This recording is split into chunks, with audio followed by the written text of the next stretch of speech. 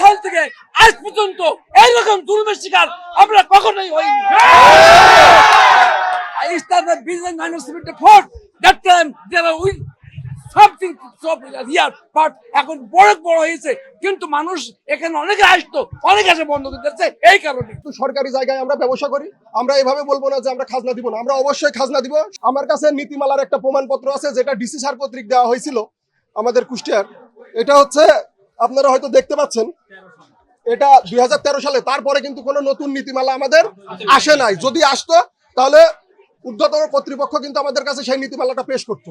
যেহেতু আমরা কোনো নতুন নীতিমালা পাই নাই, তার মানে বলা চলে এটাই আমাদের আপডেট নীতিমালা 2013 সালের। এইখানে উল্লেখ করা আছে যে দোকান প্রতি প্রত্যেক দিন শাড়ি, লুঙ্গি, গার্মেন্টস আইটেম যেগুলো প্রত্যেক দিন আমরা দোকান প্রতি মানে ভিড় প্রতি 5 টাকা করে খাজনা দিব, এবং যারা খোলা জায়গায় ব্যবসা করে তাদেরকে 4 টাকা করে খাজনা দিব। আমাদের একটাই দাবি, আমরা খাজনা দিব, সরকারকে কোনো সময় ঠকাবো না।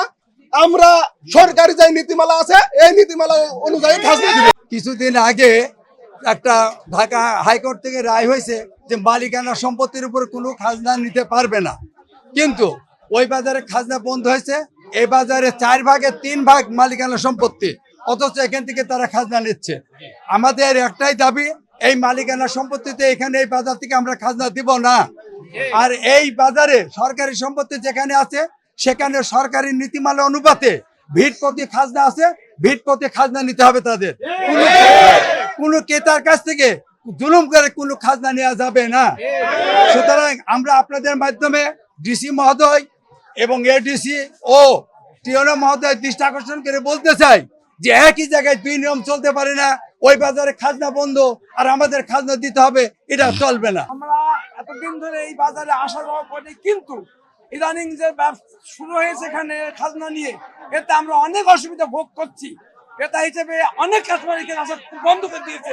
তারা এখানে এই যে তাদের জোরপূর্বক খাজনা নেওয়া বা অস্বাভাবিক আচরণ করা, এগুলোর বদলে তারা আসা বন্ধ করে দিয়েছে। আমরা বাধ্য হয়তো এখন আসছি, কিন্তু আমরাও হয়তো পরে আসবো না। এটা আমাদের জন্য অত্যন্ত জুলুম করা হচ্ছে। 1974 সাল থেকে আজ পর্যন্ত এইরকম জুলুমের শিকার আমরা কখনোই হইনি। I started business in 1974. That time there are something here, but এখন বড় বড় হয়েছে, কিন্তু মানুষ এখানে অনেকে আসতো, অনেক আসে বন্ধ করে দিচ্ছে এই কারণে। কর্তৃপক্ষ অনুরোধ, অন্তত এই ব্যবস্থা জানো, খাজনা যে নিয়ম মাফিক করার আমরা প্রত্যেকেই ইচ্ছুক। শাহজাদপুর, করটিয়া, বাউরাট, বাংলাদেশের কোনো হাটে কোনো টোল প্লাজা নাই, একমাত্র পুরাদা হাটে টোল প্লাজা আছে। এই টোল প্লাজা থাকবে না, থাকবে না, থাকবে না। খাজনা অবৈধভাবে তোলা বন্ধ করতে হবে, যাতে আমাদের কাস্টমাররা একই জিনিস ঢাকা থেকেও কিনতে পারে, আমাদের এখান থেকেও কিনতে পারে। ঢাকায় কোনো কাস্টমারকে যাই খাজনার ঝামেলা বহন করতে না, সেই কাস্টমার কেন পুরাদা এসে খাজনার ঝামেলা বহন করবে? পুরাদা ঐতিহ্যবাহী হাটকে বাঁচাতে হলে এই খাজনা ক্রেতার নিকট থেকে অবৈধ খাজনা বন্ধ করতে হবে।